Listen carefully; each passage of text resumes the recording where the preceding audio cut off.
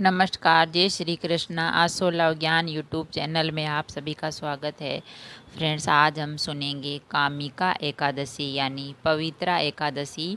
यह एकादशी श्रावण मास के शुक्ल पक्ष में आती है और इस एकादशी को कामिका एकादशी या पवित्रा एकादशी भी कहते हैं। इस एकादशी के दिन भगवान श्रीधर की पूजा की जाती है और इस व्रत के करने से सभी मनोकामनाएं पूरी होती है और इसी से कामिका एकादशी का व्रत पूरा होता है। इसके करने से ब्रह्म हत्या तक का दोष निवारण हो जाता है। यह बहुत पवित्र और पुण्यदायी व्रत है जो हर प्रकार के पापों से मुक्ति दिलाने वाला होता है। तो युधिष्ठिर धर्मराज युधिष्ठिर ने कहा, हे माधव, आषाढ़ शुक्ला देवशयनी एकादशी तथा चातुर्मास व्रत महात्म्य मैंने भली प्रकार सुना और समझा। अब कृपा करके श्रावण मास के कृष्ण पक्ष की एकादशी के बारे में बताइए। तो श्री कृष्ण भगवान कहने लगे, हे युधिष्ठिर, इस एकादशी की कथा को एक समय ब्रह्मा जी ने नारद जी से कहा, वही मैं तुमसे कहता हूँ। नारद जी ने ब्रह्मा जी से पूछा, हे पितामह, श्रावण मास के कृष्ण पक्ष की एकादशी का क्या नाम है, क्या विधि है और उसका महात्म्य क्या है? यह जानने की मेरी बड़ी इच्छा है, कृपा करके कुछ बताएं। तो भगवान श्री कृष्ण ने कहा, हे राजन, ब्रह्मा जी ने नारद जी को जो कुछ बताया वह मैं तुमको कहता हूँ। ब्रह्मा जी ने कहा, हे देवर्षि नारद, लोक कल्याण की भावना से तुमने बहुत ही अच्छा प्रश्न पूछा है, किया है। अब मैं जो पावन कथा आपसे कहता हूँ उसे ध्यान से सुनो। श्रावण मास के कृष्ण पक्ष की इस एकादशी का एक नाम कामिका और दूसरा पवित्रा एकादशी भी है। इस एकादशी की कथा सुनने मात्र से बहुत ही बड़े यज्ञों का फल मिलता है और इस एकादशी के दिन शंख, चक्र, गदा, पद्मधारी भगवान विष्णु का पूजन होता है। इनके श्रीधर, हरि, विष्णु, माधव, मधुसूदन आदि अनेक नाम है। उनकी पूजा का फल सुनो। गंगा, काशी, नैमिषारण्य, पुष्कर और सूर्य व चंद्र ग्रहण पर कुरुक्षेत्र में स्नान करने से, समुद्र और वन सहित पृथ्वी का दान देने से, सिंह राशि के बृहस्पति में गोदावरी और गंडकी नदी में स्नान करने से जो फल प्राप्त होता है, जो फल प्राप्त नहीं होता वह विष्णु भगवान के पूजन से मिलता है।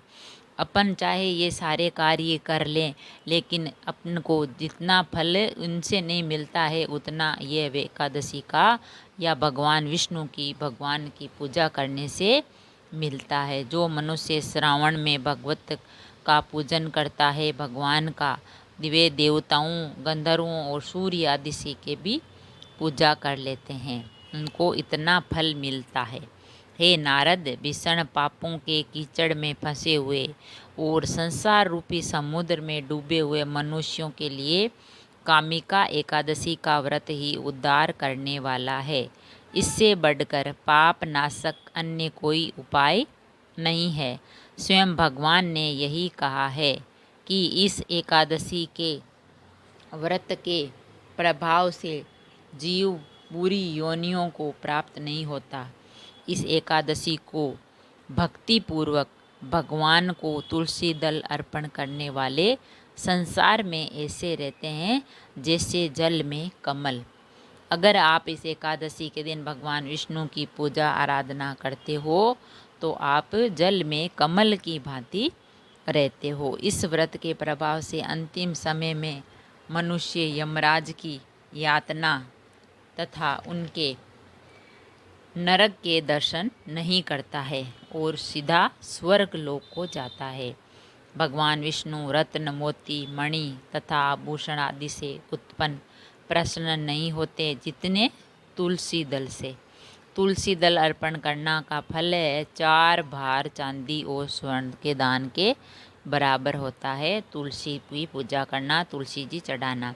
ब्रह्मा जी ने कहा, भगवान की अति प्रिय तुलसी को मैं भी सदैव नमस्कार करता हूँ उसकी रोज़ पूजा करता हूँ। तुलसी के वृक्ष को सींचने से संपूर्ण यातनाएं दर्शन मात्र से समाप्त हो जाती है। सारे पाप स्पर्श से वे मनुष्य को पवित्र बना देता है। अगर हम तुलसा जी को जल चढ़ाएं, उनकी पूजा करें, तो हमारे जो सारे पाप है वह धुल जाते हैं। उनके दर्शन मात्र से ही हमारे जो पाप है वो उतर जाते हैं और मनुष्य पवित्र हो जाता है। जो मनुष्य भगवान के चरणों में तुलसी अर्पित करता है वह मुक्त हो जाता है। कामिका एकादशी की रात्रि में दीपदान तथा जागरण के महात्म्य का वर्णन चित्रगुप्त भी नहीं कह सकते। जो मनुष्य इस एकादशी की रात्रि को भगवान के मंदिर में दीप जलाते हैं, उनके पितर स्वर्ग लोक में सुधा पान करते हैं। जो गौशाला में घी तिल के तेल का दीपक जलाते हैं, वे 100 करोड़ दीपक युक्त होकर सूर्य लोक को जाते हैं।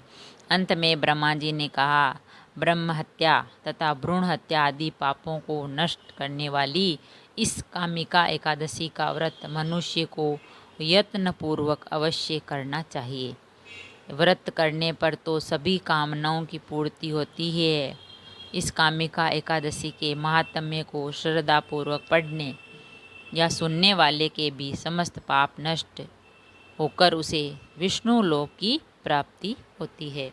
तो फ्रेंड्स, ये जो कामिका एकादशी है श्रावण मास की, ये बहुत ही पुण्य देने वाली है। इस एकादशी पर भगवान विष्णु का भजन करें, पूजा करें और भगवान विष्णु को तुलसी चढ़ाएं, तो आपकी सभी मनोकामनाएं जो पूरी होती है। जो भी पाप पुण्य कर्म किए हैं, अगर इस कहानी को सुनने मात्र से ही दूर हो जाते हैं। अगर कहानी पसंद आई तो लाइक और शेयर ज़रूर करें। ऐसी ही कहानी, कथा, अच्छी अच्छी बातें सुनने के लिए चैनल को सब्सक्राइब करें। थैंक यू, धन्यवाद।